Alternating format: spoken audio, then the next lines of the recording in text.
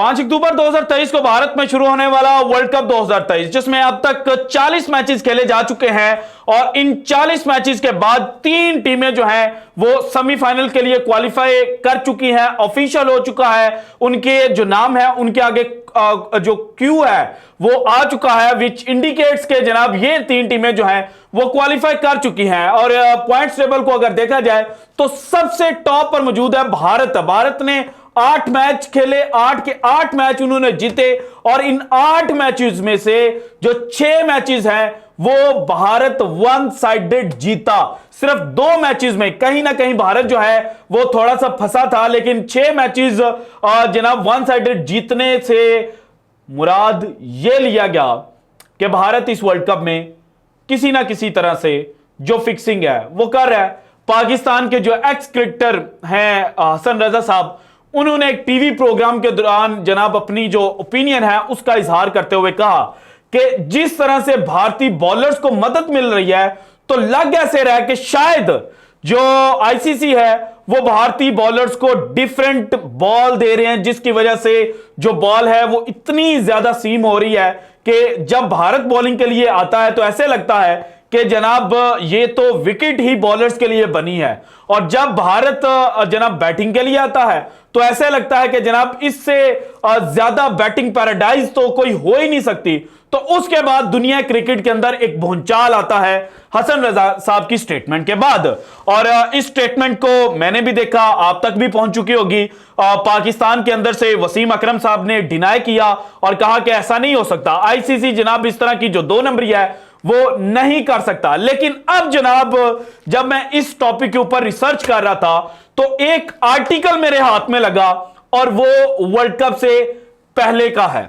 अल जजीरा के ऊपर ये आर्टिकल जनाब छपा हुआ है, और अल जजीरा की अगर वेबसाइट आप जाकर खोलें तो इस पे जनाब 4 अक्टूबर यानी कि वर्ल्ड कप के आगाज से एक दिन पहले यह खबर दे दी गई थी कि यह जो वर्ल्ड कप है ये भारत जीतेगा, और इसके पीछे रीजंस भी दी गई थी कि क्यों जीतेगा और इसके बाद जनाब भारत के अंदर क्या कुछ होने वाला है और बीजेपी सरकार किस तरह से सारी इन्फ्लुएंस जो है वो इस्तेमाल कर रही है। सारी डिटेल जनाब आज की वीडियो में मैंने आपके साथ शेयर करना है। भारतीय सहाफी और बहुत बड़ी सहाफी इनको माना जाता है, स्पोर्ट्स जर्नलिज्म के अंदर इनका एक बहुत बड़ा नाम है। नेटफ्लिक्स के ऊपर जो कॉट एंड करप्शन के नाम से डॉक्यूमेंट्री पड़ी हुई है उसके अंदर भी इन्होंने जनाब जो भारत के अंदर जनाब मेगा फिक्सिंग हुई थी उसके ऊपर अपनी जो राय है उसका इजहार किया था, और कुछ फैक्ट्स जो हैं वो इन्होंने जनाब अनफोल्ड किए थे। सो वही सहाफी जो हैं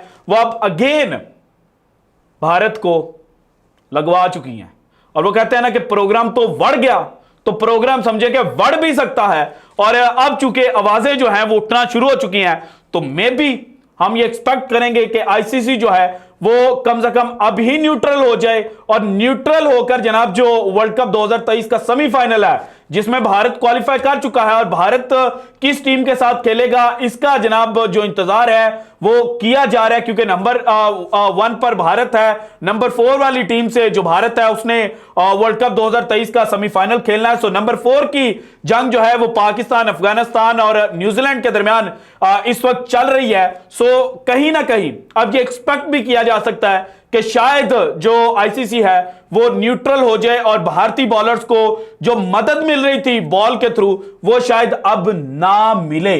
सो अब आपका यकीन है या नहीं, मैं आपके यकीन के ऊपर किसी किस्म का कोई अटैक जो है वो नहीं करूंगा, लेकिन जनाब कुछ फैक्ट्स आपको बताना बड़ा इंपॉर्टेंट है। और इसके लिए सबसे पहले जनाब आपने, और अगर आप ट्विटर इस्तेमाल करते हैं तो ट्विटर के ऊपर जाकर जो स्टार स्पोर्ट्स ऑफिशियल ब्रॉडकास्टर हैं जनाब इस वर्ल्ड कप 2023 के, इनकी 3 अक्टूबर की ट्वीट जाकर आपने देखनी है। और 3 अक्टूबर को इन्होंने एक प्रोमो जारी किया था जिसके अंदर दुनिया क्रिकेट के 7 बड़े दिग्गज इन्होंने बिठाए थे, और उन 7 बड़े दिग्गजों से इन्होंने पूछा था कि इस वर्ल्ड कप का जो हाईएस्ट विकेट टेकर है वो कौन होगा। सबसे पहले डेल स्टेन का नाम आता है। डेल स्टेन ने पिक किया था ट्रेंट बोल्ट को, और इसके बाद पाकिस्तान के वकार यूनुस आते हैं। वकार यूनुस ने मुकाबला करवाया था शाहीन शाह अफरीदी और जसप्रीत बुमराह के दरमियान, और वकार के मुताबिक जनाब ये दोनों जो फास्ट बॉलर हैं ये जनाब इस वर्ल्ड कप में आग लगा सकते हैं। इसके बाद जनाब भारत के इरफान पठान जो पाकिस्तान के खिलाफ जहर उगलते रहते हैं, इन्होंने पिक किया था कुलदीप यादव को। फिर पीयूष चावला आए थे, इन्होंने पिक किया था जसप्रीत बुमराह को। फिर विनय कुमार आए थे, इन्होंने पिक किया था बुमराह और कुलदीप को, और कहा था कि इन दोनों के दरमियान मुकाबला होगा।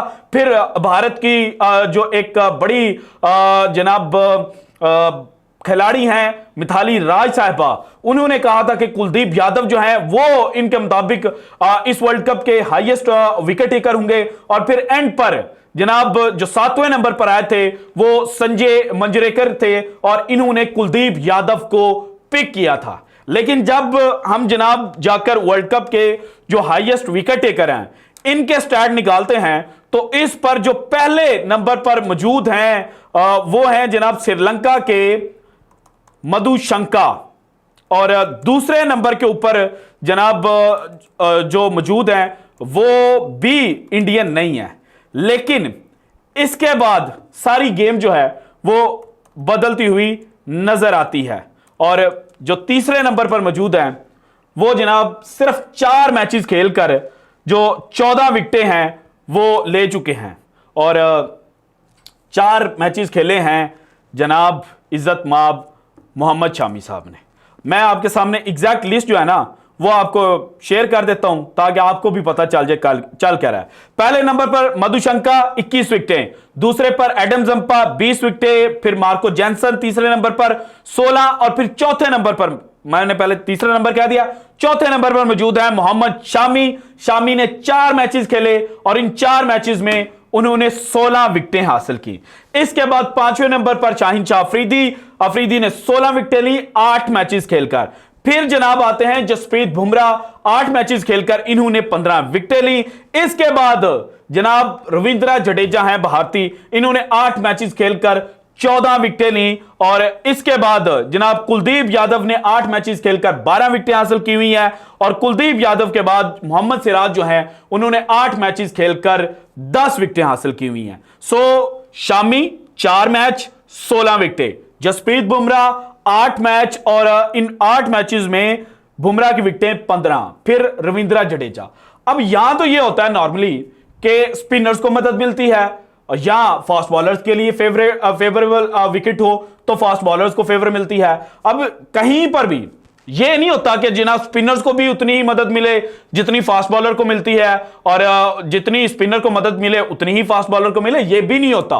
कहीं ना कहीं जनाब जो इनबैलेंस है वो फास्ट बॉलर और स्पिनर के दरमियान देखने को मिलता है, और इसी जानिब जो पॉइंट आउट है वो पाकिस्तान के रजा हसन ने जनाब किया था। लेकिन इसकी जो जनाब चीज है ये मोहम्मद शामी साहब को बुरी लग गई। शामी ने जनाब फिर अपना जो इंस्टाग्राम है उसके ऊपर स्टोरी पेस्ट की, और फिर जनाब उन्होंने कहा शर्म करो यार, गेम पर फोकस करो ना, कि फालतू बकवास पर कभी तो दूसरे की सक्सेस को एंजॉय किया करो। छी यार, आईसीसी वर्ल्ड कप है आपका, लोकल टूर्नामेंट नहीं।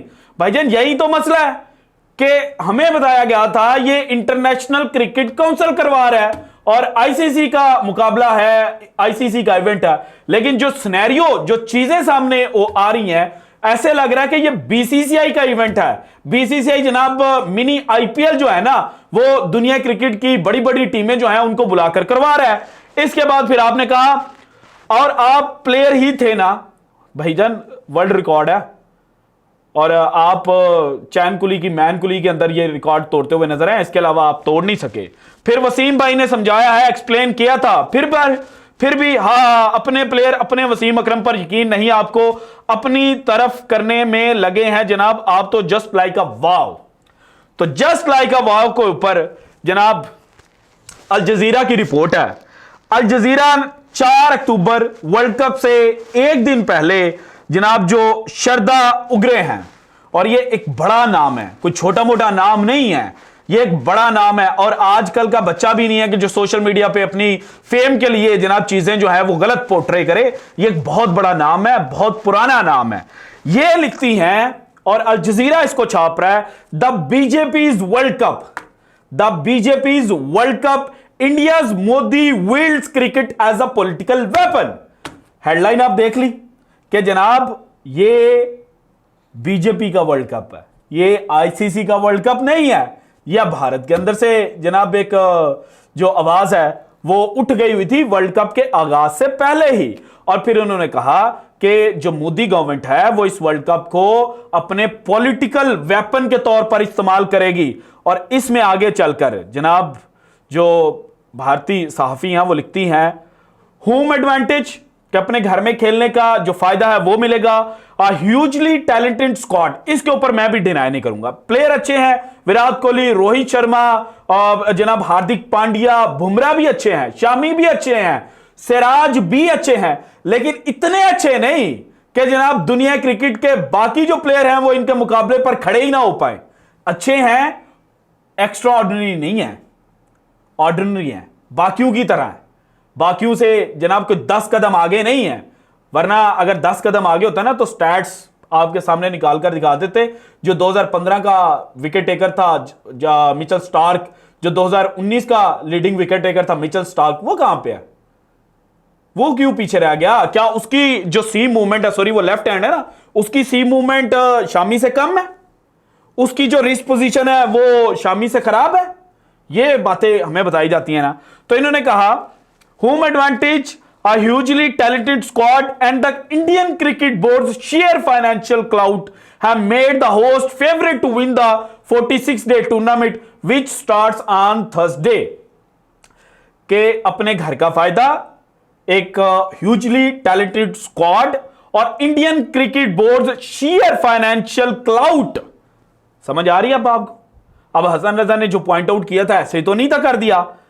फिर एक और बात जनाब लिख रही हैं, अ victory would trigger wild celebrations among fans specially since despite India's cricket ruling body having the deepest pockets in the game. Deepest pockets का मतलब समझते हैं ना? बताएं, नहीं समझता तो मैं आपको अगली वीडियो में बताता हूं, समझाऊंगा अच्छी तरह से। And the success of the Indian Premier League, cricket's most lucrative and popular T20 franchise league, it has been 12 years since India last won a World Cup। 2011 में लास्ट ODI वर्ल्ड कप जीते। फिर from the naming of the stadiums to the choice of venues and the demonstration of Pakistan and Muslims more broadly, some observers say that Modi's Hindu nationalist Bharatiya Janata Party is using the tournament as a launch pad for a third term in office।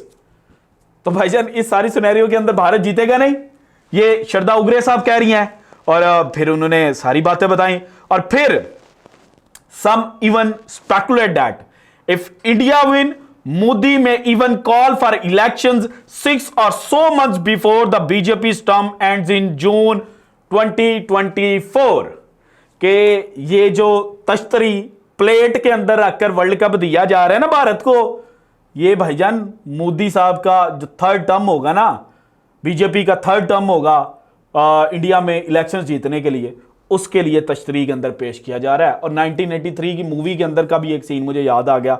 उन्होंने कहा कि हर घर के अंदर match चलना चाहिए, ये जो वर्ल्ड कप है ना ये जोड़ेगा भारतीयों को। तो इस तरह से जनाब पॉलिटिकल गेन के लिए वर्ल्ड कप को इस्तेमाल किया जा रहा है। अब आपका यकीन है या नहीं कि डिफरेंट बॉल दी जा रही है या वर्ल्ड कप में फिक्सिंग की जा रही है? मेरा इससे कोई लेना देना नहीं है और ये फैक्ट्स मैंने आपके सामने रख दिए हैं। इसके बाद आप यकीन करें या ना करें, ये मुझे बहुत डर ही नहीं करता, क्योंकि मैं तो सच बोलता रहूंगा। सो अगर आपको लगता है कि ऐसा कुछ नहीं है तो ये जो आर्टिकल है ना, इसका लिंक मैं अपने डिस्क्रिप्शन के अंदर डाल दूंगा, फिर वहां पे जाके आप देख लीजिएगा। बल्कि वो जो स्टार स्पोर्ट्स का प्रोमो था ना, उसका भी लिंक मैं डाल देता हूं, फिर वहां पे भी जाके देख लीजिएगा। आपको आइडिया हो जाएगा कि किस तरह से जो गेम है वो इस वर्ल्ड कप में की जा रही है। So this is it from today's episode. अगर आपको वीडियो पसंद आई तो लाइक कीजिएगा, ज्यादा से ज्यादा शेयर कीजिएगा, अपनी कीमती राय का इजहार लाजमी कीजिएगा।